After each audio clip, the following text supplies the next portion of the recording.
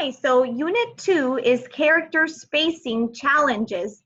That's what this book is going to be about. A Crow of His Own is a story of this crow facing a challenge and how he solves it.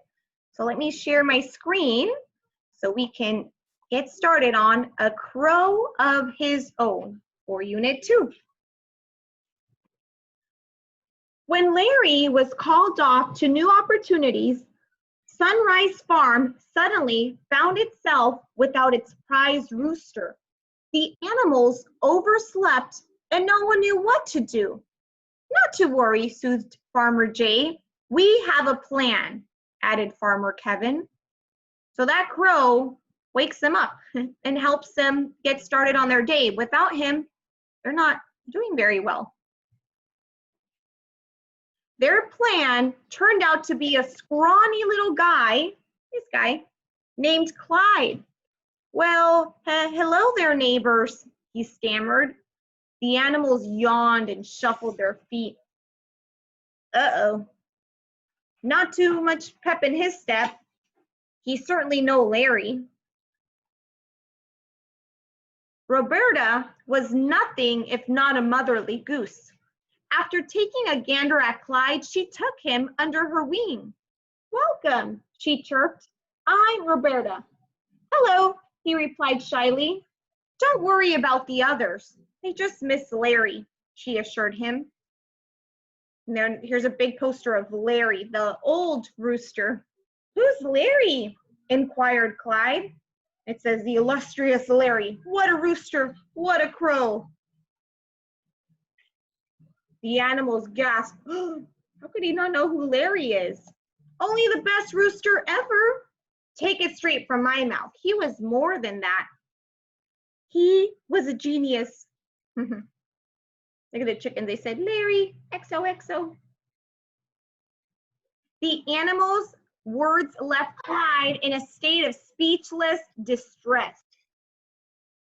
There, Clyde, Roberta began. Larry wasn't a genius. He just made quite a show of it. A show, huh? Clyde mused. Thanks, Ruby. You're the best. It's Roberta, she sighed. Clyde spent the whole day gathering props, designing his costume and choreographing a sublime two-step. He hardly slept a wink that night. Could he do it? Could he live up to Larry's legacy? Could he put on a show of a crow? Alas, he overslept. Whoever heard of a rooster sleeping in? What a worthless chicken. Enough, give the poor guy a break. And now I'm late for getting the morning cream up to the house. So he had a plan, but so far it didn't work. He slept in. After recovering from his initial embarrassment, Clyde hurried past the disapproving hens and rededicated himself to rehearsing. I'll be on my grade A game tomorrow, he reassured Roberta. As the sun peeked over the hillside the next day, a wary Clyde assumed his position atop the coop. He opened his beak and promptly fell to the ground with an undignified croak. Are you okay? Fussed Roberta. Clyde was not okay. He was humiliated. He had a crick in his comb. His right ring was all wrong. And his waddle, well, his waddle was a wobbly wreck. What was that? You called that a crow? Good grief. And yet Clyde was determined to get back in the saddle, so to speak. Oh my, said Farmer Jay. So he's building some kind of ramp. Try again, encouraged Farmer Kevin. Try again he would, but